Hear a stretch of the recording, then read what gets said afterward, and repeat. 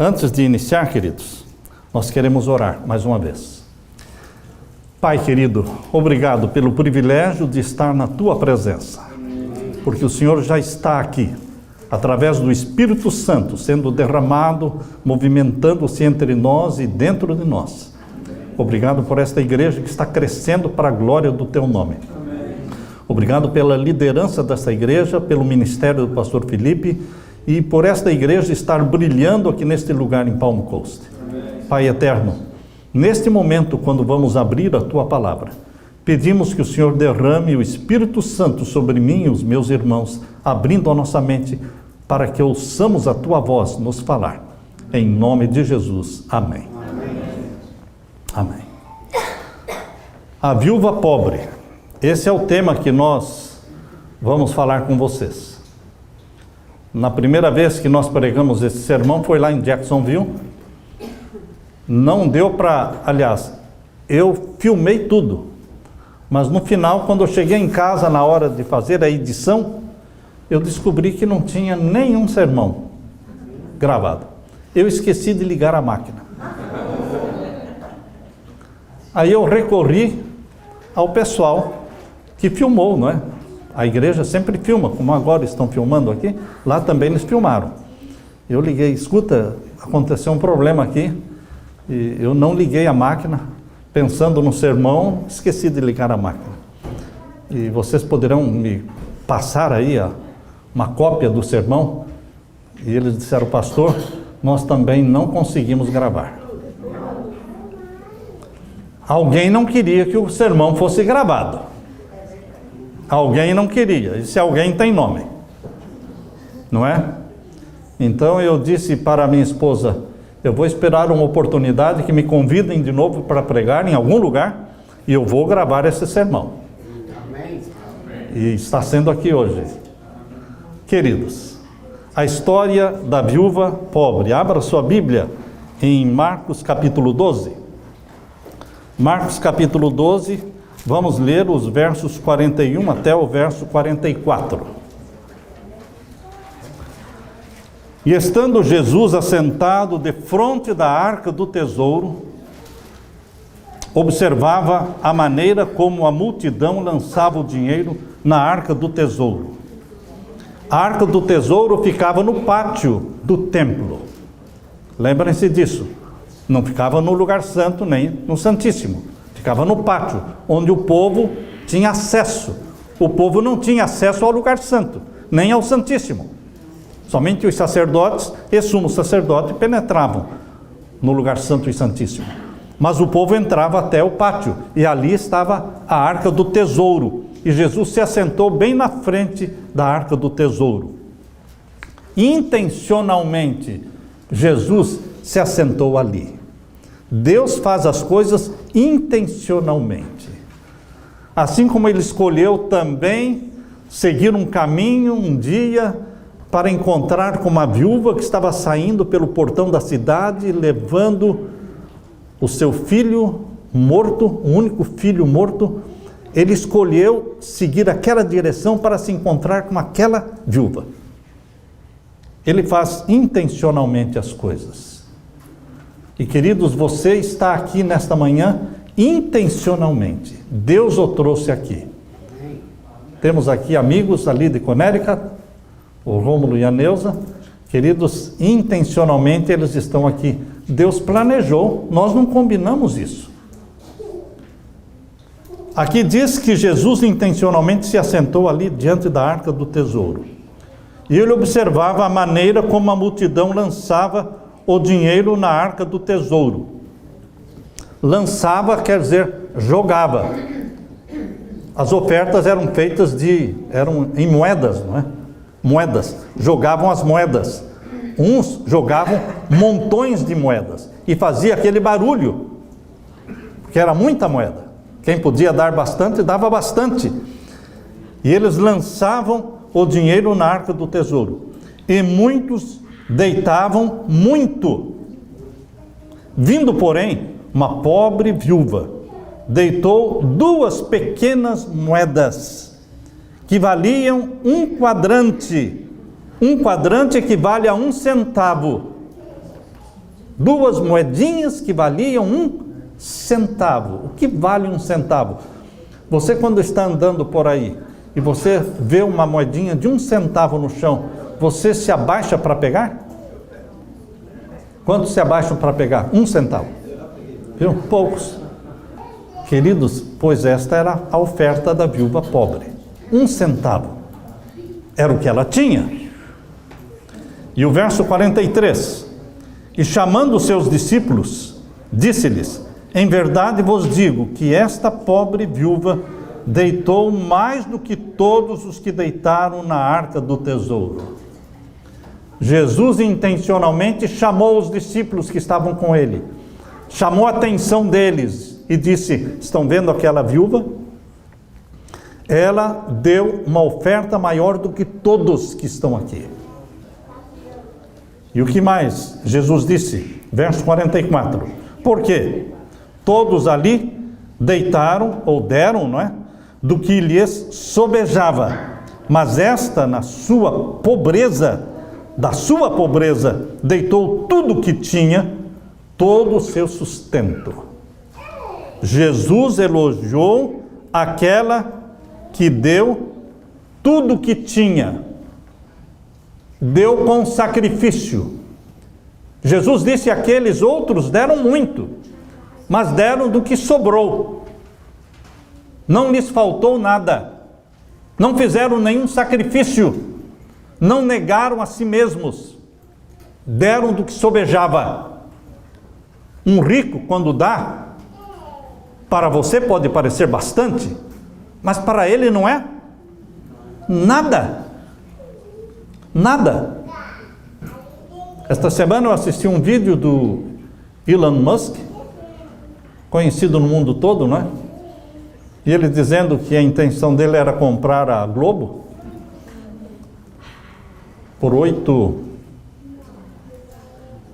milhões ou 8 bilhões, eu não sei, não me lembro, era 8. Ele disse: o que é isso para mim? Isso não é nada. Para quem tem muito, queridos, 1 milhão não é nada.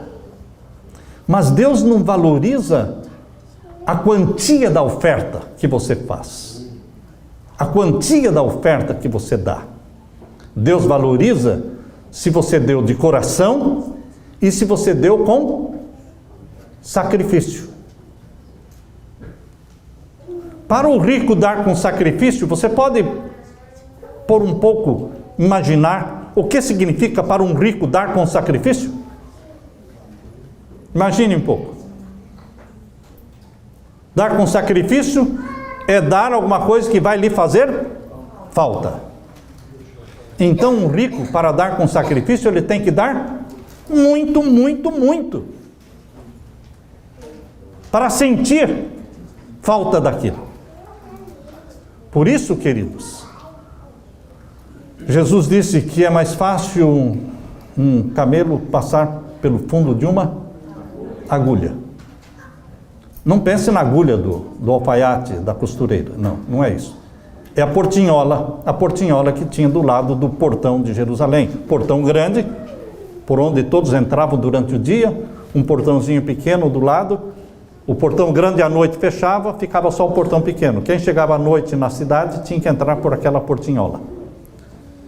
E para passar um camelo por ali era um sacrifício muito grande. Tinha que tirar toda a bagagem do camelo e empurrar o camelo, que ia espremido.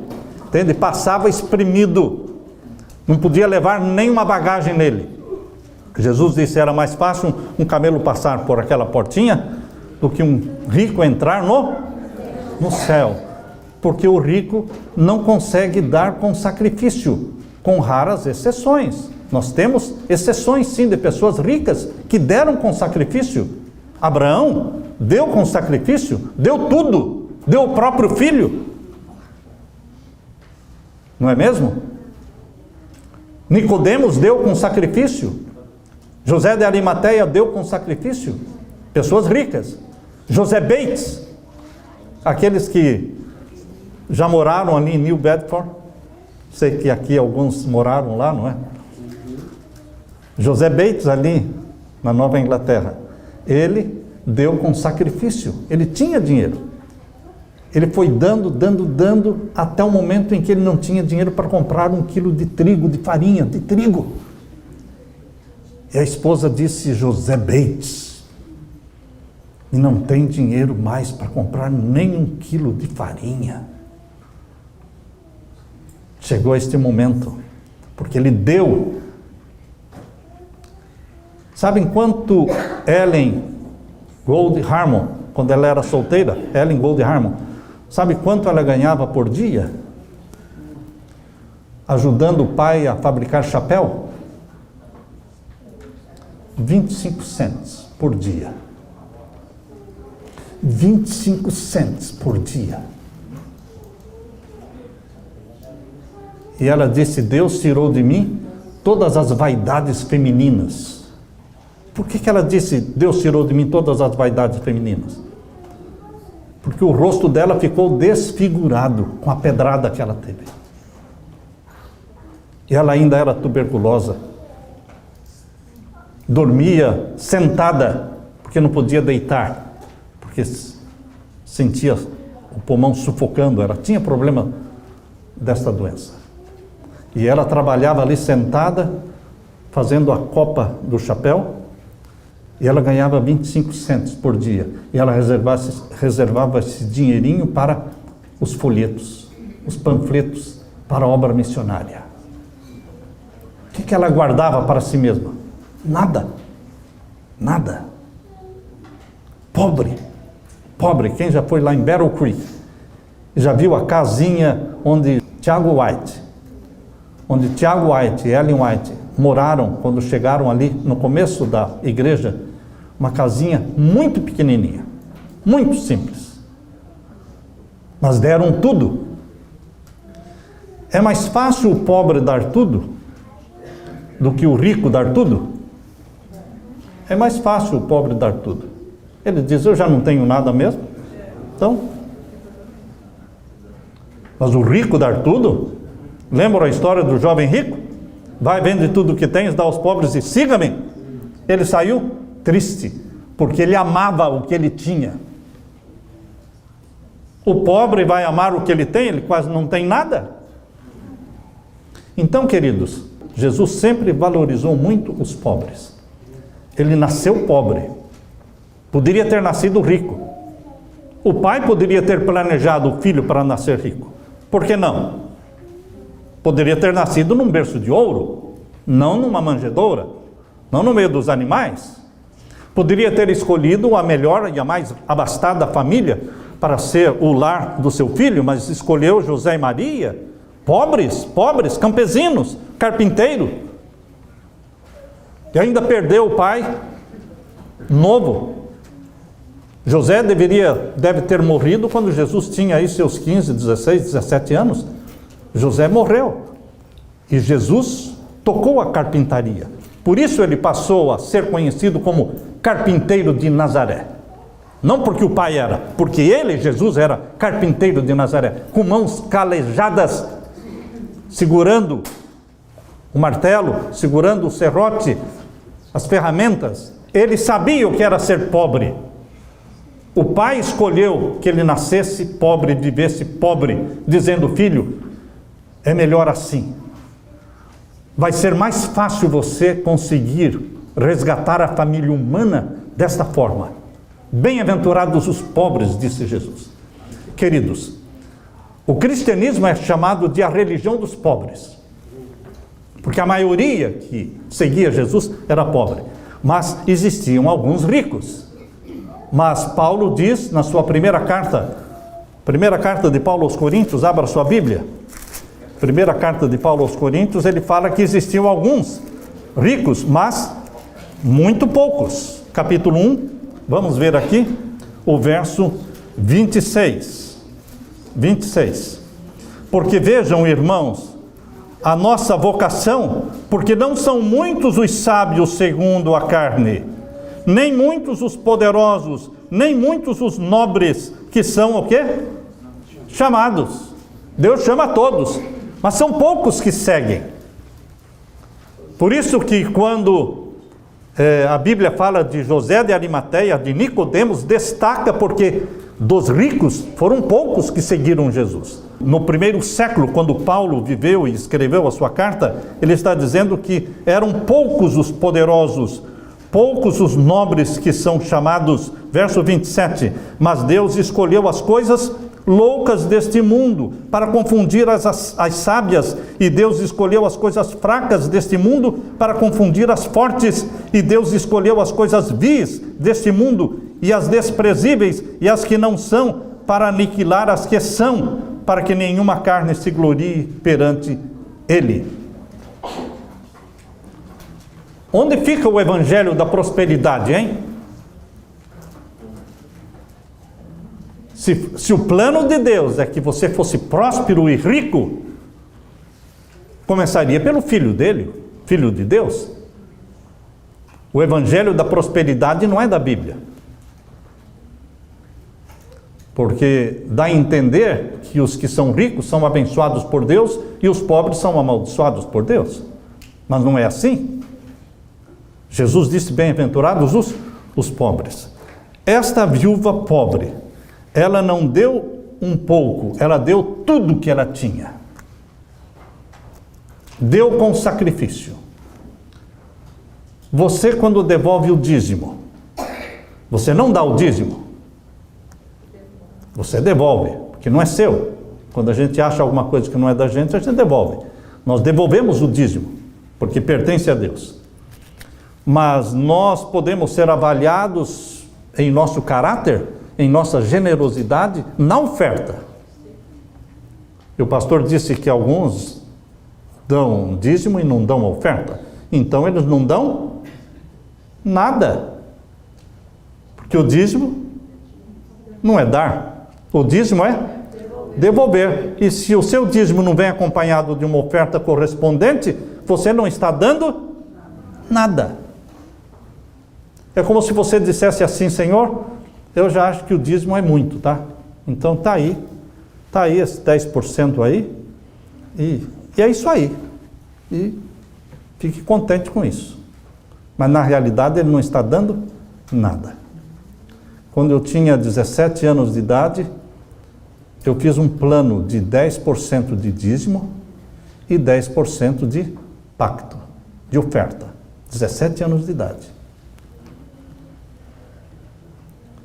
E, queridos, quando eu me aposentei, em 2013, eu não tinha nem um carro pago e nem uma casa paga.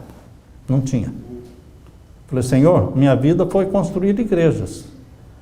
E eu falhei, porque eu não comprei, não construí a minha casa, eu não tenho. Deus disse: eu cuido disso, Samuel. Amém. Eu cuido.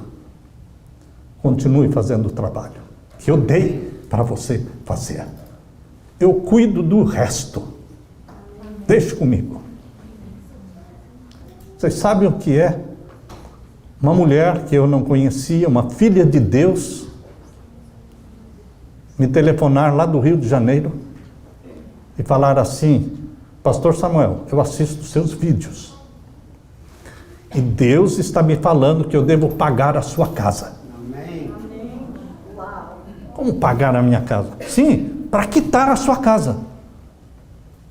Eu fiquei sem respostas e desliguei o telefone, e a Leila do meu lado disse: Samuel, você não deu uma resposta para a mulher? Passou um dia, 2 dias, eu orando, e a Leila: você tem que ligar para a mulher, você tem que ligar para ela. Depois de 7 dias orando, liguei de volta. E disse: irmã, Deus falou mesmo para você?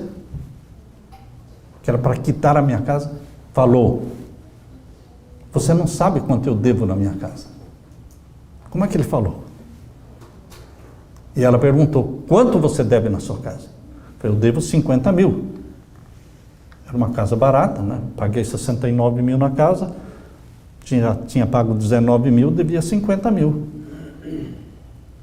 Vocês conhecem muito bem isso, porque vocês já viram muitas vezes a igreja que foi lá na nossa casa. Ela disse: eu tenho esse dinheiro. Qual é a sua conta? Amanhã vai estar na sua conta o dinheiro. deu mais de 200 mil reais. Queridos, quitei a casa. Falei, agora está bem, senhor. Eu pagava 330 por mês. Estava bem, mas agora está quitada a casa, agora está legal. Deus disse, legal não, agora você vai para o Brasil. O quê? Agora você vai para o Brasil. Mas como? O que eu vou fazer no Brasil com uma casinha aqui, se eu vender e vou para lá, como? Coloquei à venda a casa. Coloquei à venda a casa, irmãos, que eu comprei por 69 mil e foi vendida por 195 mil dólares. Tá bom agora, Samuel? Agora eu vou arrumar um lugar para você. E arrumou uma fazenda que custou 380 mil. Com tudo, com frutas, com água, poço artesiano, casa com 4 quartos, enfim, tudo. Deus faz as coisas acontecerem. Ele não disse, eu cuido disso. Eu cuido. Mas continue pregando. Continue fazendo o trabalho. Deus primeiro. Tudo para Deus. Deus não aceita nada menos, nada mais do que tudo. E às vezes nós ficamos mesquinhando, uma mesquinhez, irmãos, uma ninharia de oferta que mais parece esmola do que oferta.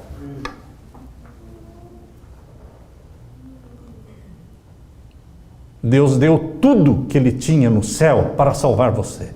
Não deu o pior, não deu um anjo, Ele deu o Filho único que Ele tinha. E agora, no momento em que você precisa demonstrar o seu amor, a sua gratidão a Deus, devolvendo o dízimo e dando uma oferta, muitas vezes ficamos com mesquinhez. Onde está o amor? Onde está a gratidão? Abra sua Bíblia agora, no primeiro livro de Reis, capítulo 17. Existem duas histórias das viúvas. Existe a história da viúva de Marcos 12 e existe a história da viúva de 1 Reis, capítulo 17. Aqui em 1 Reis, capítulo 17, é a história de Elias. Capítulo 17, verso 1. Então Elias, o tisbita, dos moradores de Gileade, disse a Acabe: vive o Senhor, Deus de Israel, perante cuja face estou, que nestes anos nem orvalho nem chuva haverá, senão segundo a minha palavra. Nestes anos, que anos? 3 anos e meio. Por 3 anos e meio não choveria sobre a terra, porque o povo de Deus estava apostatado, estava adorando Baal, estava adorando o sol. A história vai se repetir, meu querido irmão. Quando você lê a Bíblia, lembre-se que a história se repete. Agora, no tempo do fim, o mundo cristão estará adorando Baal, adorando o sol, o dia do sol, Sunday. E virá uma lei dominical. E Deus vai mostrar o seu desprazer retendo a chuva. A história se repete. Essa nova ordem mundial que está sendo implantada no mundo será um domínio papal de adoração ao sol, mas com seca. Agora vocês estão vendo inundações. Alemanha debaixo d'água, Rio Grande do Sul debaixo d'água, enfim, Dubai debaixo d'água. Imaginem. Mas durante o período da nova ordem mundial de domínio papal do tempo do fim, da implantação da lei dominical, a lei de Deus será abolida da terra. A palavra de Deus será abolida da terra. E Deus vai mostrar o seu desprazer, retendo as chuvas. Por isso a Bíblia diz que dos filhos e filhas de Deus, Ele diz: o seu pão será certo e a sua água será certa. Porque o povo, o mundo vai estar passando fome e sede, mas os filhos de Deus, que guardam os mandamentos de Deus e colocam Deus em primeiro lugar, eles terão seu pão, sua água. Amém. A história vai se repetir, por isso ela está aqui. Por 3 anos e meio, não choveu sobre Israel. E agora aqui diz no capítulo 17, verso 8. Então veio a Elias a palavra do Senhor, dizendo: levanta-te e vai a Zarefate, ou Sarepta. Outras traduções falam Zarefate, que é de Sidom, e habita ali. E eis que eu ordenei ali uma mulher viúva que te sustente. Deus escolheu para sustentar o profeta Elias durante os 3 anos e meio de seca e de fome. Deus escolheu uma família abastada? Não. Eu fui comportor estudante. Comportor estudante, ele chega assim na casa e diz: você tem um copo de água, porque eu estou com tanta fome e não tenho nem onde dormir? Estudante pobre é assim. Ele pede tudo de uma vez só. Eu, quando chegava nas cidades, sozinho, eu e Deus, falei: onde é que eu vou parar? Onde é que eu vou dormir? Não tinha. Sempre os pobres me acolhiam. Eu me hospedei uma vez com um alfaiate. Numa outra vez, quando eu trabalhei em Londrina, eu almoçava todos os dias na casa de um ferreiro. Ele tinha uma ferraria, fazendo carroça, ele malhava ferro. Gente pobre. Ele disse: todos os dias pode vir almoçar aqui. Queridos, sempre os pobres me acolhendo. Será que não existiam famílias abastadas e ricas nas igrejas? Existiam. Onde a casa tem 4 quartos, tem 5 salas. Né? Casas com tantas salas, mas não tem um quarto para hóspede. Não tem. Jesus deixou a história aqui de Elias e da viúva de Sarepta. Ele pediu para esta viúva, que não era do povo de Israel, era de outra religião, ela era pagã, mas ela conhecia o Deus de Israel, ela já tinha ouvido falar do Deus de Israel, e Deus falou com ela, porque aqui diz: eis que eu ordenei ali uma mulher viúva que te sustente. E o verso 10: então ele se levantou e foi a Sarepta, e chegando à porta da cidade, eis que estava ali uma mulher viúva apanhando lenha. E ele a chamou, ele disse: traze-me, peço-te, num vaso, um pouco de água que beba. Ó, o comportor aqui, ó. E indo ela a buscá-la, ele a chamou e disse: traga-me também o quê? Um pão. Primeiro pediu a água, depois pediu o pão. Ele ia pedir cama também, é lógico. Ele ficou dormindo na casa desta viúva por praticamente 3 anos. Por 6 meses, mais ou menos, ele foi alimentado por um corvo, que Deus enviou um corvo que trazia para ele. Aqui diz no capítulo 17, verso 6, que os corvos lhe traziam pão e carne pela manhã, como também pão e carne à noite, e bebia do ribeiro. Ele ficou por 6 meses, pelo menos, ali ao lado do ribeiro, comendo e bebendo ali, e aí secou o ribeiro. Deus disse: agora você vai lá para Sarepta e a viúva vai te sustentar. Queridos, e aqui o verso 12: porém ela disse: vive o Senhor, teu Deus, que nem um bolo tenho, senão somente um punhado de farinha numa panela e um pouco de azeite numa botija, e vês aqui, apanhei 2 cavacos e vou prepará-lo para mim e para o meu filho, para que o comamos e morramos. Não temos mais nada, só vamos comer isso aqui e vamos morrer, porque não temos mais nada. E Elias lhe disse: não tenha medo, não temas, vá, faça conforme a sua palavra, porém, faça primeiro para mim Egoísta, não é? Elias não era egoísta, irmãos.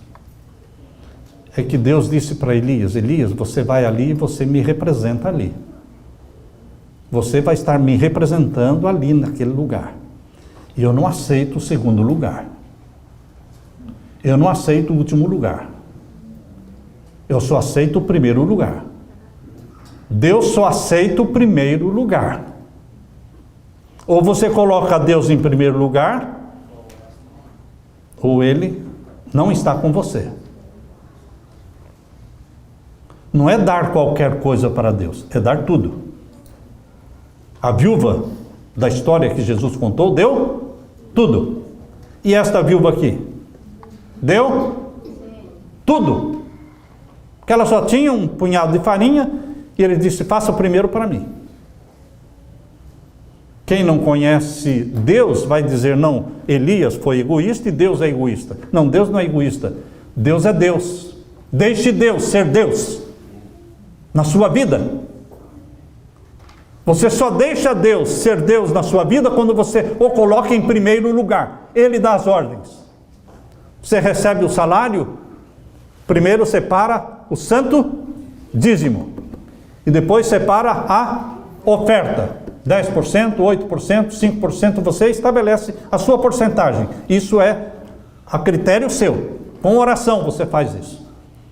E então o restante você vai pagar o mortgage da casa, pagar o carro, comprar os alimentos para casa. Porque se você deixar para fazer isso no final, não vai sobrar nada. Quem deixa Deus para último lugar ou para segundo lugar, nunca sobra. Nunca sobra.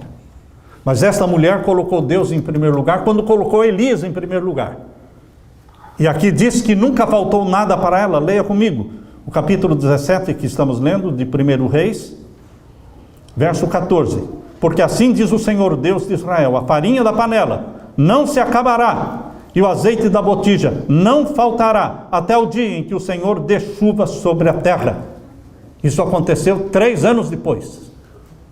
Então Elias ficou pelo menos 3 anos na casa dessa viúva, e não faltou farinha e não faltou azeite na botija.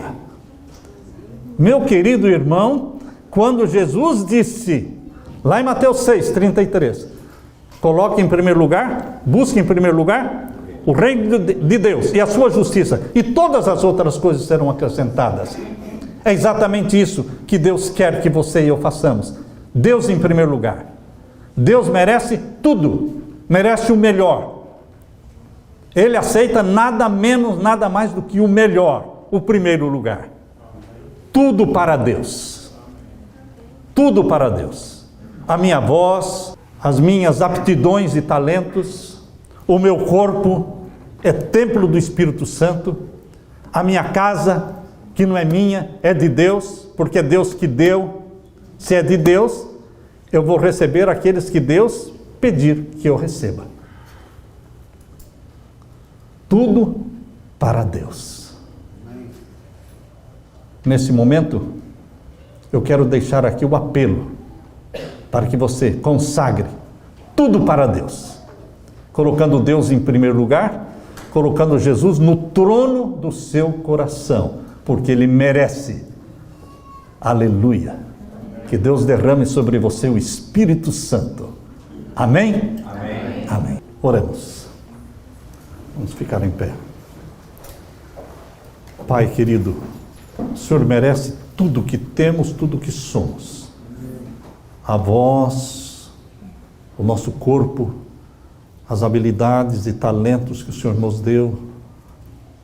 O Senhor merece o melhor lugar na nossa vida. O trono do nosso coração pertence a Ti, Jesus. Tu és o Senhor. Comanda a nossa vida. Dê as Tuas ordens. E em Teu nome e pelo Teu poder, queremos obedecer. Queremos fazer a Tua vontade. Queremos buscar em primeiro lugar o Teu reino e a Tua justiça, entendendo que todas as outras coisas serão acrescentadas. Abençoa-nos, dá-nos a Tua bênção e a proteção dos teus anjos, em nome de Jesus. Amém.